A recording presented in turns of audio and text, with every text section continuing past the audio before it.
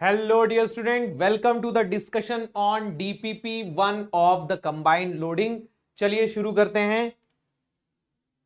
A cast iron link is 40 mm wide by 200 mm high by 500 mm long. Allowable stresses are 40 megapascal in tension and 80 megapascal in compression. Compute the largest compressive load that can be applied to the ends of the link along a longitudinal axis that is located 150 mm above the bottom of the link. आपको cross section दिया हुआ है 40 mm wide and 200 mm high. तो यहां centre तक का अगर मैं डिस्टेंस निकालूं then this distance is 200 mm, sorry 100 mm. अब आपको जो लोड दिया है वो कहां लग रहा है? It is acting 150 mm above the bottom of the link. मतलब नीचे से 150 mm, तो ऊपर से ये कितना डिस्टेंस, सेंटर से ये डिस्टेंस कितना होगा? 50 mm है ना. नीचे से 150 mm, तो सेंटर से ये कितना डिस्टेंस पे है? 50 mm. तो अगर मैं इस लोड को ट्रांसफर करता हूं यहां पर, तो आपको मिलेगा एक फोर्स P, ठीक है, and then you will also get a bending moment like this. हालांकि फर्क नहीं पड़ता कि आप ऐसा लगा रहे हो कि ऐसा लगा रहे हो इस पर्टिकुलर क्वेश्चन में. तो अगर आप डायरेक्शन में कंफ्यूज हो कि ये डायरेक्शन कैसे मिल रही है, तो बस इतना ध्यान दो, अगर आप डायरेक्शन में कंफ्यूज हो ना, तो आप इस फोर्स को टेंसाइल मान लो. तो अगर ये फोर्स टेंसाइल होता तो मोमेंट ऐसा लगता, तो अगर कंप्रेसिव है तो उल्टा लगेगा, ठीक है. और मोमेंट की वैल्यू क्या आएगी बेटा? ये डिस्टेंस कितना है, लोड से लेके सेंटर तक का डिस्टेंस 50 mm है, तो ये हो जाएगा 50p kilo Newton mm. p जो है वो किलो न्यूटन में है, तो 50p किलो न्यूटन mm, ठीक है. p किलो न्यूटन में है तो 50p किलो न्यूटन mm. अब आपको यहां पे अलावेबल स्ट्रेसेस टेंशन और कंप्रेशन में अलग अलग दिए, तो हमें करना क्या होगा? हमें P की दो वैल्यू निकालनी पड़ेगी. एक बार हम अलावेबल स्ट्रेस इन टेंशन लेंगे, एक बार हम अलावेबल स्ट्रेस इन कंप्रेशन लेंगे. दोनों में से P की जो मिनिमम वैल्यू होगी वो आंसर होगी, ठीक है. तो सबसे पहले हम देखेंगे कि अलावेबल स्ट्रेस इन टेंशन से P की वैल्यू कितनी आ रही है. तो sigma maximum in tension is equal to how much? Allowable stress in tension कितना है? 40 मेगापास्कल, ठीक है. अब यहां मैक्सिमम स्ट्रेस इन टेंशन कितना आएगा बेटा? जो एक्सियल लोड है वो तो कंप्रेसिव है, तो उससे तो आपको हमेशा कंप्रेसिव स्ट्रेस ही मिलेगा, लेकिन बेंडिंग स्ट्रेस यहां टेंसाइल हो जाएगा, जिसको मैं लिख लूंगा 6m/bh², चूंकि ये एक रेक्टेंगुलर सेक्शन है, इक्वल टू 40 मेगापास्कल. अब यहां P की वैल्यू किलो न्यूटन में है, तो इसीलिए मैं इसको P इंटू 10⁻³ कर देता हूं, ठीक है. एरिया कितना हो जाएगा? 40/200. मोमेंट की वैल्यू कितनी है? 50 kilo Newton mm, 50p kilo Newton mm. तो इसको मैं फिर से 10⁻³ कर देता हूं, डिवाइडेड बाय bh². तो b की वैल्यू 40 है और h की वैल्यू 200 है, इक्वल्स टू 40. तो यहां से मुझे एक p की वैल्यू मिलेगी. तो जल्दी से देखते हैं p की वैल्यू कितनी आ रही है.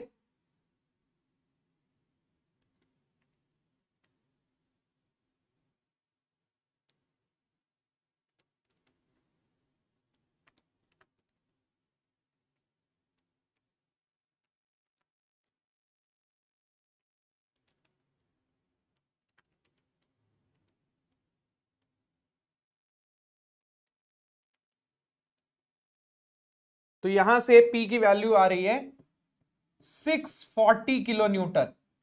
तो मुझे अलावेबल टेंशन में P की वैल्यू मिल रही है 640 किलो न्यूटन.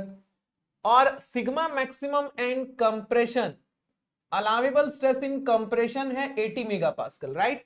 अलावेबल स्ट्रेस इन कंप्रेशन है 80 मेगापास्कल. अब देखो यहां आपको अगर कंप्रेसिव स्ट्रेस देखना है तो बस यहां नेगेटिव आ जाएगा, बाकी सब सेम रहेगा. ये हो जाएगा -P/A -6m/bh² इक्वल्स टू 80। तो आपकी पूरी इक्वेशन सेम बनेगी, बस यहां पे भी आपको नेगेटिव साइन मिल जाएगा। तो जल्दी से देखते हैं ये कितना आएगा। तो ये हो जाएगा -p into 10⁻³ 40 into 200 -6 into 50p into 10⁻³ 40 into 200 का स्क्वायर इक्वल्स टू 80 मेगापास्कल। तो यहां से p की वैल्यू आ जाएगी कितना, 128 kilo Newton. 128 kilo Newton negative है क्योंकि कंप्रेसिव ले रहे हैं हम लोग। तो अब ध्यान देना, आपको एक बार फोर्स की वैल्यू मिल रही है 640 किलो न्यूटन, एक बार मिल रही है 128 किलो न्यूटन। बोलने का मतलब है कि 128 किलो न्यूटन से अगर मैंने ज्यादा लोड लगाया तो ये कंप्रेशन में फेल होगा, 640 से ज्यादा लोड लगाया तो ये टेंशन में फेल होगा। तो आप मैक्सिमम कितना लोड लगा सकते हो, 128 किलो न्यूटन, क्योंकि जैसे ही इससे लोड बढ़ेगा ये तो कंप्रेशन में फेल हो जाएगा, आप 640 तक तो पहुंच ही नहीं पाओगे, क्योंकि जैसे ही 128 को आप क्रॉस करोगे ये कंप्रेशन में फेल हो जाएगा। तो maximum applicable load will be how much, 128 kilo newton. Allowable P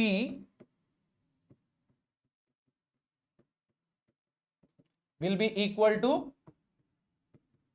128 kilo newton. इससे ज्यादा जैसे ही लोड बढ़ेगा ये कंप्रेशन में फेल हो जाएगा। Okay, A 40 mm diameter rotor shaft of a helicopter transmits a torque of 0.16 pi kilonewton meter and a tensile force of 24 pi kilonewton. The maximum tensile stress induced in the shaft is pi is 3.1416. अब इस question में axial load और torque दोनों लग रहा है और आपको मैक्सिमम टेंसाइल स्ट्रेस कैलकुलेट करना है। ओके, तो यहां आपको एक्सियल लोड से सिग्मा मिल रहा है, सिग्मा की वैल्यू कितनी हो जाएगी, sigma will be equal to P/A। Axial load कितना है 24 पाई किलो न्यूटन और डायामीटर आपको दिया है 40 mm, तो ये हो जाएगा 24 पाई इंटू 10⁻³ एंड डायामीटर इसका है 40 mm। ये लोड पाई में इसलिए दिया रहता है ताकि आपका ऊपर नीचे पाई कैंसिल हो जाए, आपको कैलकुलेशन में दिक्कत ना हो। तो कैलकुलेशन को थोड़ा आसान बनाने के लिए आपको यहां लोड पाई के टर्म्स में दिया है। तो ये आ रहा है 60 megapascal, sigma is 60 megapascal. Then tau की वैल्यू कितनी हो जाएगी, what will be the value of tau, tau will be equal to 16T/πd³। मैं डायरेक्टली लिख सकता हूं, तो यहां 16 इंटू टी की वैल्यू कितनी होगी, what will be the tension, torque 0.16 pi kilo newton metre, तो ये हो जाएगा 0.16 pi into 10⁻⁶ newton mm। Kilo newton metre को न्यूटन mm में कन्वर्ट करेंगे, डिवाइडेड बाय पाई इंटू 40³ तो अगेन यहां से पाई पाई कैंसल हो जाएगा, तो ये आपको मिल जाएगा 16 इंटू 0.6 40 मेगापास्कल। तो आपको सिग्मा की वैल्यू मिल रही है 60 एंड टाउ की वैल्यू मिल रही है 40। अब हमें निकालना क्या है, we need to find the maximum tensile stress. तो सिग्मा मैक्सिमम कितना हो जाएगा बेटा, sigma maximum can be written as sigma by 2 plus root over sigma by 2 whole square plus tau square. तो यहां आपको सिग्मा की वैल्यू मिल रही है 60 एंड टाउ की वैल्यू मिल रही है 40, तो ये हो जाएगा 60/2 plus root over 60/2 whole square plus 40 square.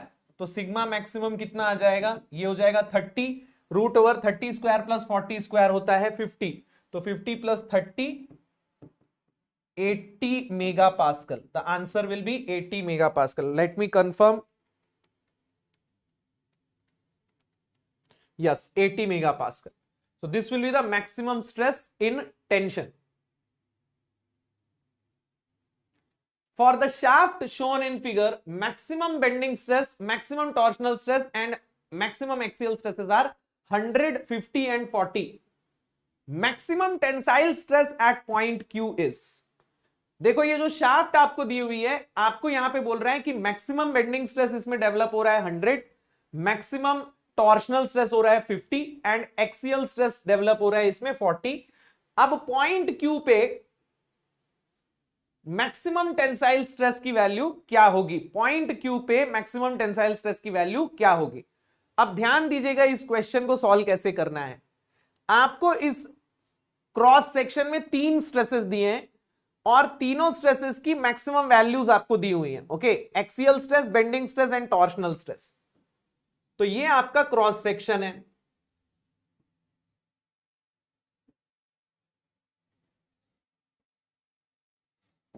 ये उसका सेंट्रल एक्सेस है, न्यूट्रल एक्सेस भी बोल सकते हैं इसको आप, बेंडिंग के पॉइंट ऑफ व्यू से देखा जाए। और क्यू पॉइंट जो है वो टॉप से 20 mm पे है। ये जो डिस्टेंस है ये 100 mm है, अच्छा सॉरी 100 टोटल है, तो ये 50 mm है, ये 50 है। और क्यू पॉइंट जो है वो यहां से 30 mm पे, क्यू पॉइंट यहां से 30 mm पे है कि नहीं। अब आपको यहां 3 स्ट्रेसेस मिल रहे हैं, एक आपको मिल रहा है एक्सियल स्ट्रेस, एक बेंडिंग स्ट्रेस और एक टॉर्शनल स्ट्रेस। ठीक है, तो अगर मैं एक्सियल स्ट्रेस की बात करूं सबसे पहले, तो एक्सियल स्ट्रेस जो है वो टेंसाइल है क्योंकि लोड टेंसाइल है। तो अगर मैं टॉप से बॉटम तक देखूं तो एक्सियल स्ट्रेस तो कांस्टेंट रहेगा ना, एक्सियल स्ट्रेस तो टॉप से बॉटम तक कांस्टेंट रहेगा।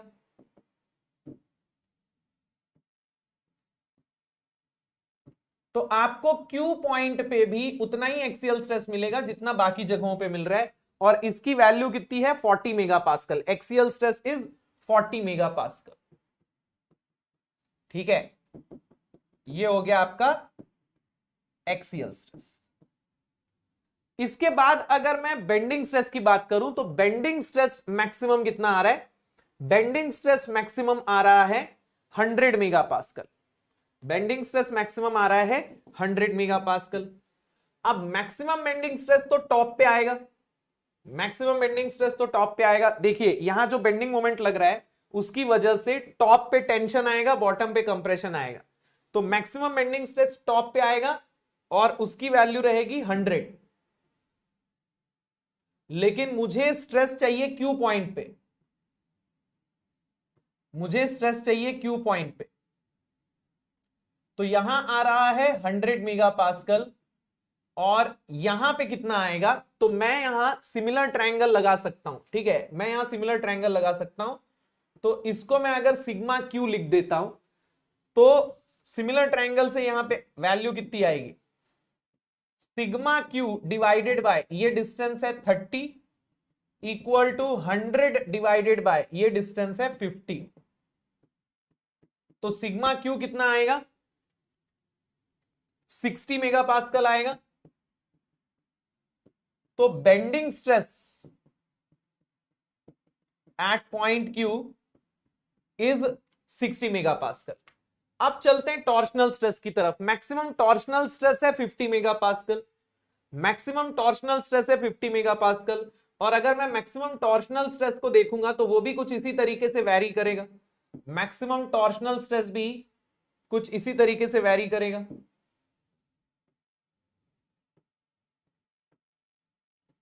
ये है 50,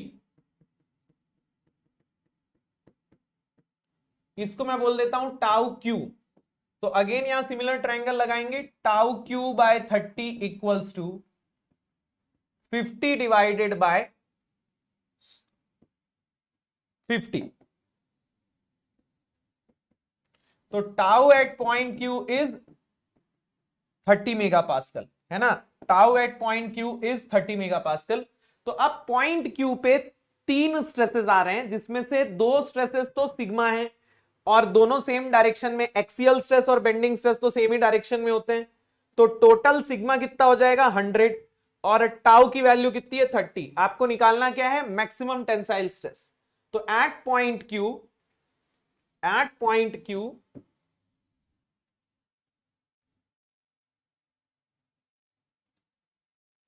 at point Q sigma is equal to 40 plus 60 यानी कि 100 mega pascal and tau is equal to 30 mega pascal. तो sigma maximum at point Q will be equal to what, sigma by 2 plus root over sigma by 2 whole square plus tau square. तो आपको यहां पे sigma at maximum at point Q मिल जाएगा। सो ये आ रहा है 108.31 mega pascal, 108.31 mega pascal. तो point Q पे मैक्सिमम जो स्ट्रेस आएगा that will be, maximum tensile stress जो आएगा that will be 108.31 mega pascal. A circular shaft of diameter 80 mm is subjected to bending moment of 10 pi kilonewton meter and twisting moment of 16 pi kilonewton meter. Maximum shear stress is, अब इसका अपने पास direct formula है, tau maximum equals to 16 pi by 16 T by pi D, 16 by pi D cube, sorry 16 by pi D cube root over M square plus T square, है ना। अब देखिए यहां पर बेंडिंग मोमेंट और ट्विस्टिंग मोमेंट पाई के terms में दिए हैं, तो पाई दोनों का बाहर आ जाएगा, पाई दोनों का बाहर आ जाएगा, ठीक है। और किलो न्यूटन मीटर में है, उसको न्यूटन एमएम में कन्वर्ट करेंगे तो ये हो जाएगा 10 टू द पावर 6, ये भी बाहर आ जाएगा। तो इन दोनों को बाहर निकाल लेते हैं और ये हो जाएगा M square plus T square. अच्छा, डी की वैल्यू भी रख देते हैं यहां पे, डी की वैल्यू कितनी दी हुई है 80 mm, एम दिया हुआ है आपका 10 और टी दिया है 16। तो मैंने पाई बाहर निकाल लिया है तो पाई पाई कैंसिल हो जाएगा। अब यहां से टाउ मैक्सिमम की वैल्यू आपको मिल जाएगी,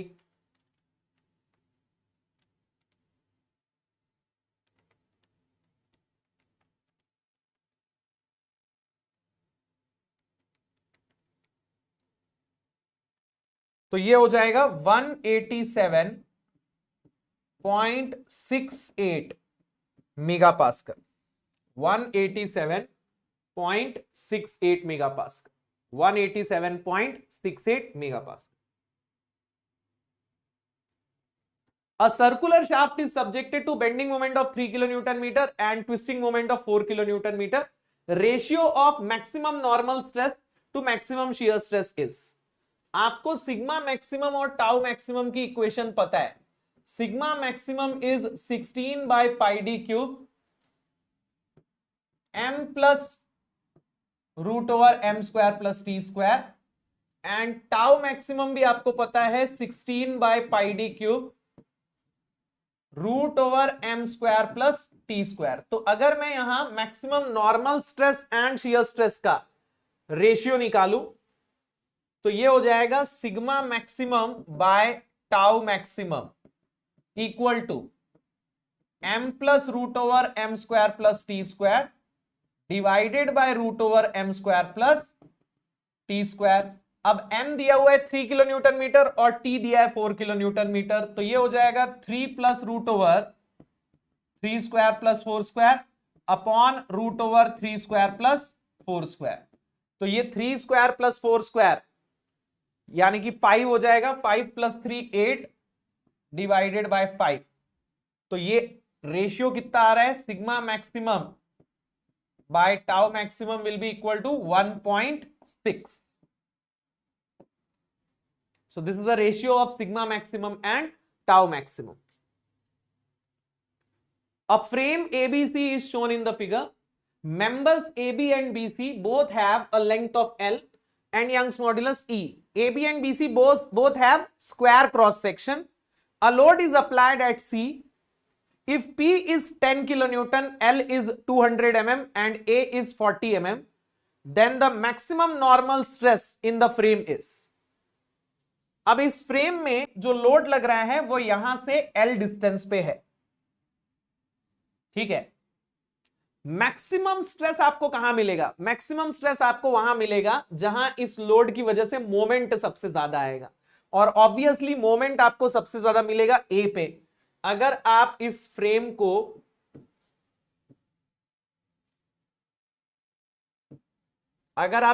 में लोड को ट्रांसफर कर दो बी पे, this is A, this is B, तो अभी लोड लग रहा है सी पे, अगर मैं बी पे लोड को ट्रांसफर कर दूं तो मुझे क्या मिलेगा, मुझे एक कंप्रेसिव फोर्स मिलेगा P और एक मोमेंट मिलेगा P into L.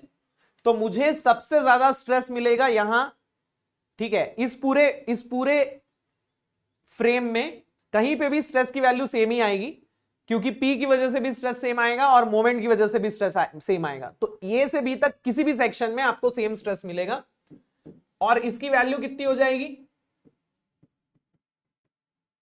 -P/A minus 6M/BH²। क्योंकि देखो आपको यहां P की वजह से कंप्रेसिव स्ट्रेस मिलेगा, बेंडिंग की वजह से एक जगह टेंशन मिलेगा, एक जगह कंप्रेशन मिलेगा, तो मैं मैक्सिमम स्ट्रेस निकालने के लिए दोनों को कंप्रेसिव लूंगा, तब जाके मैक्सिमम स्ट्रेस आएगा। अब यहां P की वैल्यू आपको दी हुई है कितनी, 10 किलो न्यूटन, L दिया है 200 और A की वैल्यू दी है 40। अब ये क्रॉस सेक्शन स्क्वायर है जिसका साइड है 40 mm, तो इसको मैं लिख दूंगा 40 इंटू 40 और P इंटू एल, मोमेंट हो जाएगा P इंटू एल, तो P 10 किलो न्यूटन है, लेंथ 200 mm है।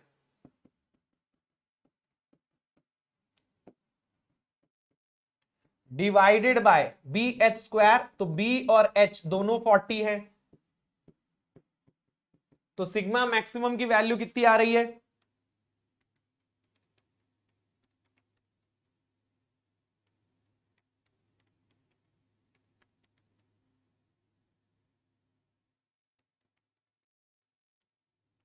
ये आ रहा है करीब 193.75 मेगा पास्कल। नेगेटिव साइन इसलिए क्योंकि ये स्ट्रेस कंप्रेसिव है, तो 193.75 mega pascal. Maximum tensile stress at a section XX shown in the figure is. अब देखो ये जो आपको बॉडी दी हुई है यहां फिक्स है और यहां फोर्स लग रहा है, इस क्रॉस सेक्शन के तो फोर्स सेंटर से जा रहा है, लेकिन ये वाला जो सेक्शन है इसके सेंटर से नहीं जा रहा, इसके टॉप से जा रहा है। ये जो सेक्शन है ये कितना होगा, आधा होगा ना इसका, ये क्रॉस सेक्शन कितना हो जाएगा, अगर मैं इस सेक्शन को देखूं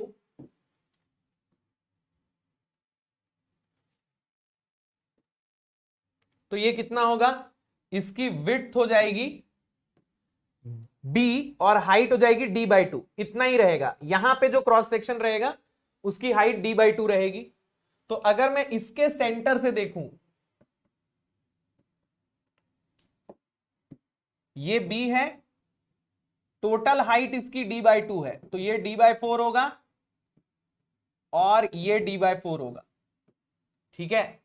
और फोर्स जो है वो इसके टॉप से पास हो रहा है ना, इस सेक्शन के टॉप से पास हो रहा है फोर्स, तो इसमें मोमेंट कितना आएगा, मोमेंट कितना आएगा, मोमेंट की वैल्यू हो जाएगी P इंटू d/4। तो अब मुझे यहां मैक्सिमम टेंसाइल स्ट्रेस निकालना है, तो sigma maximum in tension will be equal to P/A, tensile load है तो ये तो P/A ही रहेगा, और बेंडिंग स्ट्रेस भी 6M/BH², ऐसा हो जाएगा। अब यहां P की वैल्यू तो मैं P रख दूंगा, एरिया हो जाएगा B इंटू d/2, M की वैल्यू हो जाएगी P इंटू टॉप से सेंटर तक का डिस्टेंस, फोर्स जो है इसके टॉप पे लग रहा है, तो टॉप से सेंटर तक का डिस्टेंस हो गया d/4, और H की वैल्यू है d/2, तो ये हो जाएगा 2P/BD। ये कितना हो जाएगा, ये नीचे 4 हो जाएगा ना, और नीचे का 4 और ये 4 तो कैंसिल हो जाएगा, तो ये हो जाएगा 6P/BD, ये D और एक D कैंसिल हो जाएगा, तो 8P/BD आ रहा है। Total answer will B 8P/BD, 8P/BD। A circular shaft of diameter 100 mm is subjected to bending moment m kilonewton meter and twisting moment 8 kilonewton meter. If maximum normal stress is 250 megapascal, then the value of m is. तो आपको यहां m निकालना है, t दिया हुआ है और maximum normal stress दिया हुआ है. सिग्मा मैक्सिमम इन टेंशन का फॉर्मूला हमको पता है 16 by pi d cube m plus root over m square plus t square. ठीक है,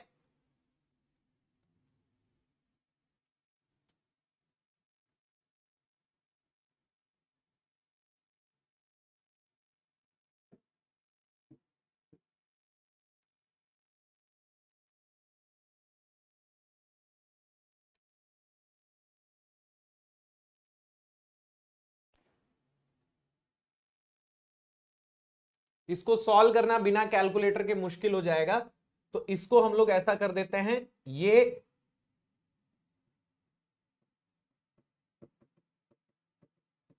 ट्विस्टिंग मोमेंट कर लेते हैं और ये बेंडिंग मोमेंट कर लेते हैं, क्योंकि बिना कैलकुलेटर के वरना आप सॉल्व नहीं कर पाओगे.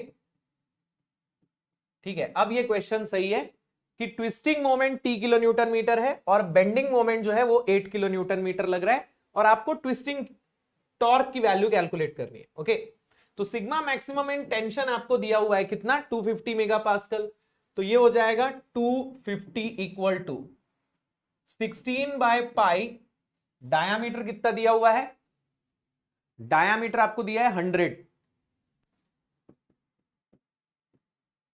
m की वैल्यू दी हुई है कितनी 8 किलो न्यूटन मीटर, तो ये हो जाएगा 8 इंटू, सॉरी यहां से मैं 10 टू द पावर 6 को कॉमन ले लूंगा.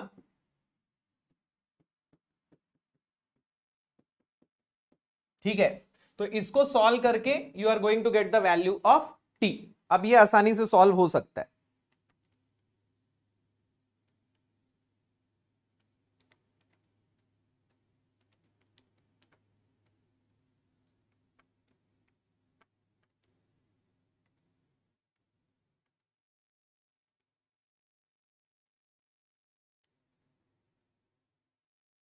तो ये आ रहा है 40.3 kilo newton metre, 40.3 kilo newton metre.